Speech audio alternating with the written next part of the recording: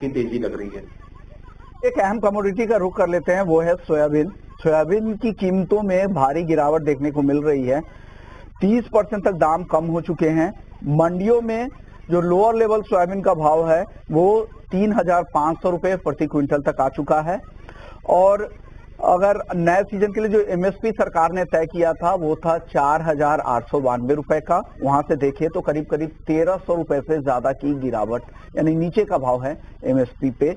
और सीएसीपी ने जो भाव सोयाबीन के उत्पादन का लागत बताया था सरकार को वो था 3,261 रुपए। तो उससे भी बहुत ज्यादा दूर नहीं, यानी सोयाबीन में काफी गिरावट आ गई है। एक तो ग्लोबल मार्केट में फसल काफी ज्यादा है, इसके अलावा इंपोर्ट जिस तरह से हो रही, इंपोर्ट की जो बाढ़ लगी हुई है खाने के तेल के इंपोर्ट का, उसका दबाव भी यहाँ पर दिख रहा है। और घरेलू बाजार में भी इस बार सोयाबीन बम्पर क्रॉप की संभावना है। हमारे साथ बीवी मेहता जी हैं, ईडी हैं, सॉल्वेंट एक्सट्रैक्टर्स एसोसिएशन के।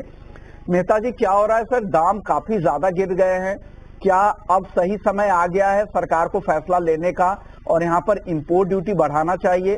क्योंकि हार्वेस्टिंग सीजन से पहले इस तरह की गिरावट सही तो नहीं है किसानों के लिहाज से। एक तरफ हम आत्मनिर्भर होने की बातचीत करते हैं, अनाउंसमेंट भी करते हैं, दूसरी तरफ भाव तो आपको मिल नहीं रहा है इनको। नहीं, पहले तो एक समझिए, जो इंटरनेशनल मार्केट में जो सोयाबीन का क्रॉप का रिकॉर्ड 417 मिलियन टन का एक्सपेक्टेड क्रॉप है, जो लास्ट ईयर था 392 मिलियन। तो कम से कम 26 मिलियन टन का सोयाबीन का क्रॉप ज्यादा आ रहा है। दूसरा, सोयाबीन ऑयल जो फूड में जाता है या तो एनर्जी में जाता है, उसके लिए ज्यादा सोयाबीन ऑयल का उत्पादन बढ़ रहा है।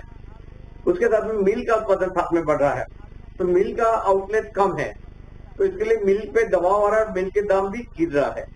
तो इसके वजह से इंटरनेशनल प्राइस सोयाबीन और आप देखें एक महीने में 10 से 15% प्राइस नीचे गिरी हुई है।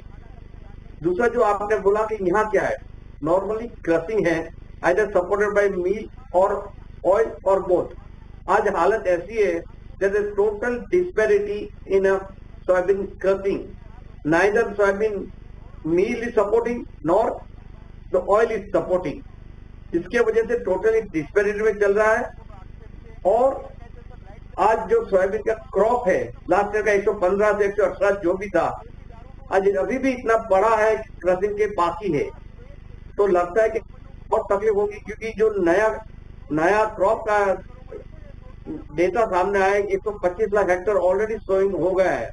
और अगर और भी बढ़ेगा तो लगता है ये साल बम्पर क्रॉप आएगा, कैरी फॉरवर्ड 20 से 25 लाख तक का कैरी फॉरवर्ड हो जाएगा। तो आप कैसे संभालेंगे?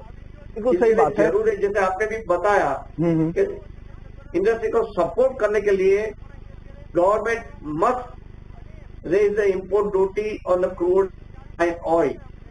एसोसिएशन एससीए तरफ से हमने डिमांड की, बार बार बोल रहे हैं कि जो आज क्रूड है 5.5% है, वो कम से कम 20% कर देना चाहिए, और जो रिफाइंड % है वो 35% करना चाहिए, ताकि यहाँ की लोकल इंडस्ट्री को सपोर्ट मिले, फार्मर को भी है, फार्मर को भी सपोर्ट मिले।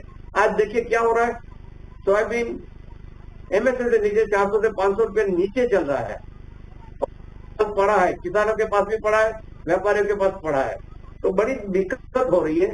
तो जरूरी है कि जल्दी से जल्दी गवर्नमेंट इसमें सोचे और कोई ड्यूटी बढ़ाए। और भी कोई रास्ता है, जो भावांतर स्कीम लाके जो माल खरीदे, वो भी पीरियड निकल गया है।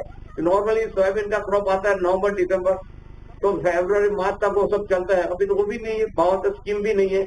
तो इसके लिए इंडस्ट्री की हालत काफी खराब है। और हाँ जी सर, इंडस्ट्री से ज्यादा किसानों की हालत काफी खराब होगी, क्योंकि उनके फसल के अराइवल का टाइम आ रहा है और भाव लगातार गिरते जा रहे हैं। तो ये बड़ी चिंता है कि कैसे फिर वो आगे के सीजन में उत्पादन करेंगे। आप कह रहे हैं कि कैरी ओवर स्टॉक भी ज्यादा है, बम्पर क्रॉप का भी अनुमान है, इंटरनेशनल मार्केट में क्रॉप है। फिर अब नहीं, अगर इंपोर्ट ड्यूटी आप बढ़ाएंगे तो कब बढ़ाएंगे? आपके पास तो अच्छा वक्त है, ये काफी अच्छा समय है कि ऑलरेडी आपके पास सप्लाई की कोई दिक्कत नहीं है। चलिए सर, ऑयल मिल एक्सपोर्ट की बात करते हैं। यहाँ पर जुलाई के जो नंबर्स है वो अच्छे दिख रहे हैं, लेकिन इस फाइनेंशियल ईयर, जो करंट फाइनेंशियल ईयर है, उसके जो 4 महीने अप्रैल मई जून जुलाई, वो थोड़े कमजोर दिख रहे हैं। सर, बांग्लादेश में जिस तरह का ये था डिस्टरबेंस था, वहां पर चीजें ठीक हो रही हैं या वहां से अभी भी, क्योंकि ऑयल मिल का वो एक बड़ा इंपोर्टर भी है, खास करके रेपसीड ऑयल मिल का, तो वहां पर कुछ इंपोर्ट हो रहा है अभी या बंद है?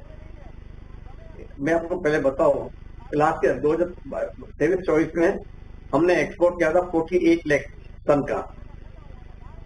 लग रहा है कि there are 2 factor will affect. एक तो जो डीओ राइस वन का एक्सपोर्ट बंद है, हम उम्मीद करते थे कि फिर से खोला जाएगा, वो खोलना नहीं है और फिर 31 जनवरी 2025 तक एक्सटेंड कर दिया है, तो बैन है। नॉर्मली 5 से 6 lakh ton rice one export.